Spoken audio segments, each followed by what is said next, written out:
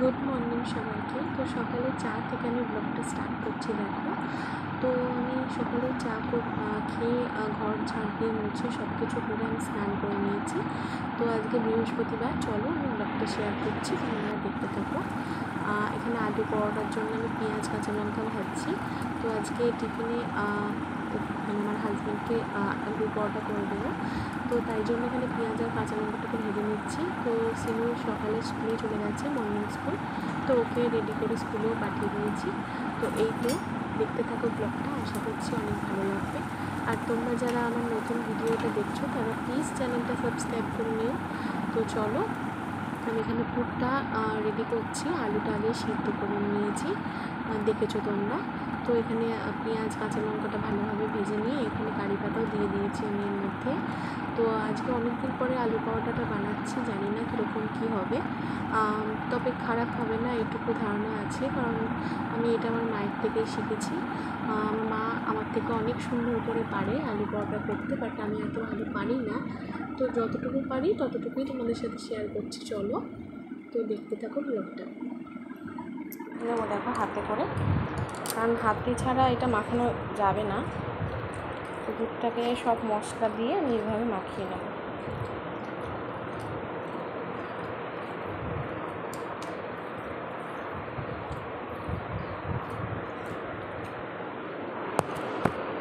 তো লেচিগুলো করে নিয়েছি, এবার একটা একটা করে আমি পরোটা ভালোভাবে ভেজে নেব।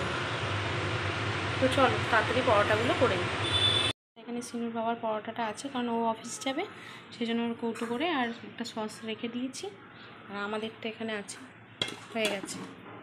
তো চলো সিনুকে নিয়ে আসি। স্কুল গেছে, ওকে স্কুল থেকে আনতে হবে। এদিকে আকাশের অবস্থাটা দেখিয়ে দিচ্ছি, চলো। বৃষ্টি হয়েই যাচ্ছে, মতন হয়েই যাচ্ছে, কিন্তু কিছু করার নেই, ওকে তো আনতে যেতে হবে, নাহলে ও কী করে আসবে। আমার অবস্থা একদম খারাপ রাস্তাঘাটে। তো চলো তাড়াতাড়ি করে সিনুকে নিয়ে আসি, নাহলে ও আবার ওখানে অপেক্ষা করবে। তো চলো। হ্যাঁ করে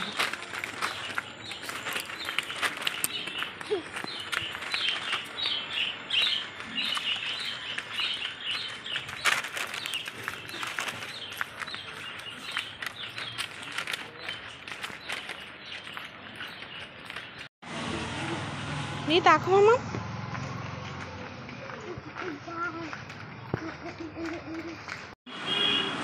দাঁড়াও এখানটা দাঁড়াও। স্নান হয়ে গেছে, পিছনে ঘুরো, পিছনে হয়ে গেছে কত। এটি তাকাও দেখি, তাকাও, দেখেছো সিনুর কত বড় চুন হয়ে গেছে, তাই তো, তাই তো।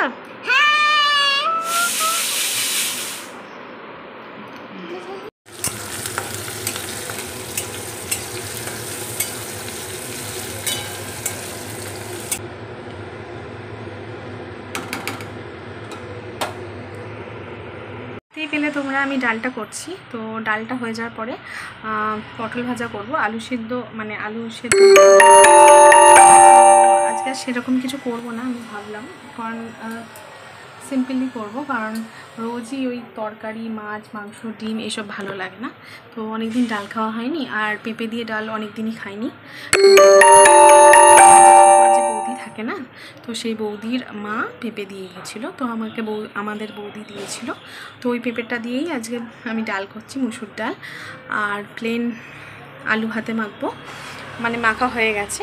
আর যেটা করব সেটা হচ্ছে পটল ভাজা। আর আজকে ওয়েদারটা কীরকম দেখবে, সেই মেঘ সমানে বৃষ্টি হয়ে যাচ্ছে, বৃষ্টি থামার নাম নেই, কোনো জামা কাপড় কিচ্ছু শোকাচ্ছে না, খুব অবস্থা খারাপ। কবে যে ওয়েদারটা ঠিক হবে সেটাই হচ্ছে কথা। তো চলো তাড়াতাড়ি করে রান্নাটা করে নিই।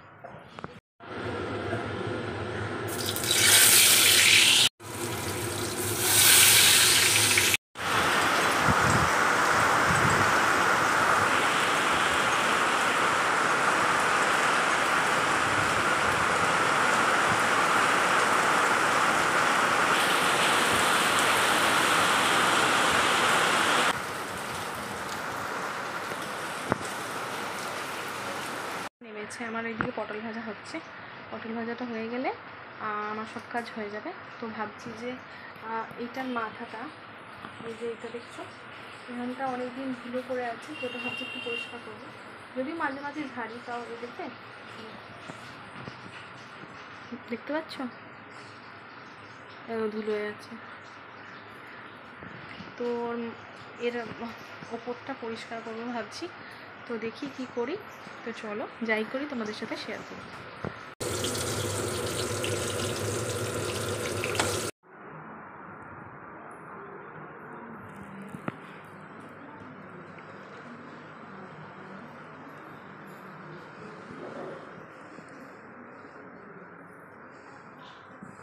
গ্যাস ফ্যাস সমস্ত কিছু মোছা হয়ে গেছে, আমি তোমাদের দেখিয়েছি। আর এইটা এখন পরিষ্কার করব, তো চলো তাড়াতাড়ি করে নিই।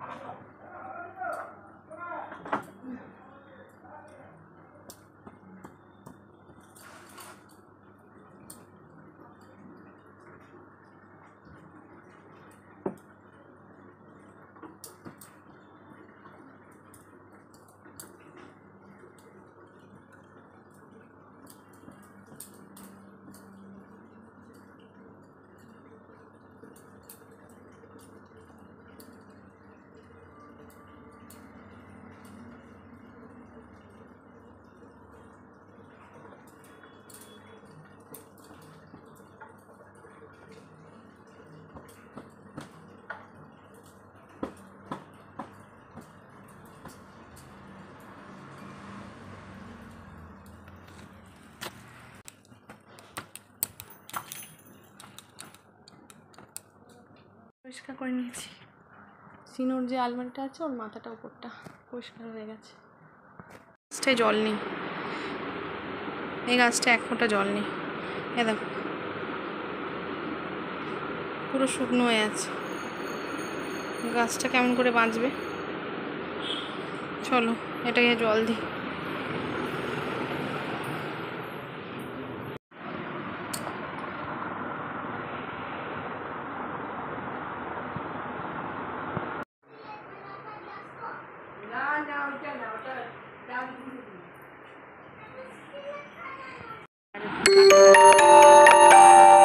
বাবা বারণ করেছে, তাও একটুখানি অল্প দিয়েছি, ও ভাত দিয়ে খাবে বলে। আর তুমি তুমি ভাতও খাচ্ছ তো? হ্যাঁ ভাতও খাচ্ছ, টিভি দেখতে দেখতে? আচ্ছা কেন শুনতাই ও শুনতাই। তো এই দেখো এখানে ডাল আছে, আর এখানে আলু ভাতে আছে, আর এই যে পটল ভাজা করেছিলাম, তো পটল ভাজা আছে। তো চলো লাঞ্চটা করে নিই, আজকের ব্লগটা একটু